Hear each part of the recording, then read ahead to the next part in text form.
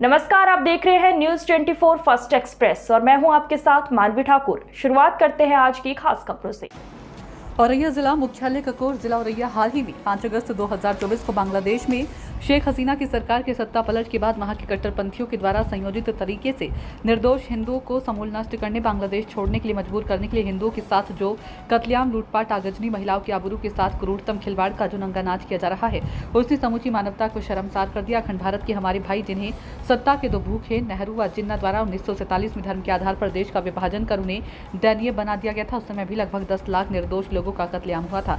उसके बाद भी कई बार इसकी पुनरावृत्ति हुई है। बांग्लादेश तथा पाकिस्तान के गैर मुस्लिम नागरिकों को अपनी धार्मिक आजादी के साथ सम्मानित जीवन जीने की गारंटी देने में वहां की सरकार विफल रही है। ऐसी स्थिति में भारत सरकार का दायित्व है कि वह बांग्लादेश में रह रहे हिंदुओं को उनकी धार्मिक आजादी के साथ सम्मानित जीवन जीने की गारंटी के साथ ही प्रभावित कूटनीति पहल कर उनकी मदद करने के लिए बांग्लादेश सरकार पर दबाव बनाए जाने की मांग को लेकर जनजागरण समिति औरैया के संयोजक महेश पांडे एवं जनपद के अन्य सामान्य नागरिकों के द्वारा माननीय प्रधानमंत्री भारत सरकार के समक्ष निम्न मांगे रखते हुए ज्ञापन औरैया जिले के मुख्य विकास अधिकारी राम सुमेर गौतम को दिया। ज्ञापन की मांगे निम्न है: हिंदू समुदाय पर हुए बर्बर सांप्रदायिक हमले की पूर्ण न्यायिक जांच हो, अल्पसंख्यक संरक्षण अधिनियम और आयोग का गठन हो, सार्वजनिक खर्च पर हिंदू समुदाय के क्षतिग्रस्त मंदिरों और घरों का जीर्णोद्धार एवं मरम्मत कराई जाए, दोषियों की सजा दिलाने के लिए त्वरित कार्रवाई हो और पूरी जांच रिपोर्ट सार्वजनिक हो तथा दोषियों की संपत्ति जब्त की जाए।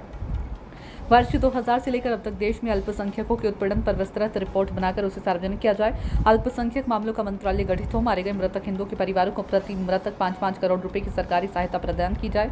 अगस्त 1947 भारत के विभाजन से पूर्व भारत का जो क्षेत्र पाकिस्तान घोषित किया गया था, उस क्षेत्र में उस समय रह रहे गैर मुसलमानों की आबादी का जो अनुपात था, उन्हें उसी अनुपात तक लाई जाने के लिए उनकी जनसंख्या वृद्धि हेतु वहां शेष रह गए गैर मुसलमानों को विशेष संरक्षण दिलाने की प्रभावी पहल की जाए। गैर मुसलमानों की धार्मिक स्वतंत्रता एवं जीवन की रक्षा में नाकाम रहने पर पाकिस्तान बांग्लादेश में 1947 में गैर मुसलमानों की आबादी के आधार पर उनके लिए अलग राज्य राष्ट्र बनाए जाने के लिए प्रभावी अंतर्राष्ट्रीय पहल की जाए।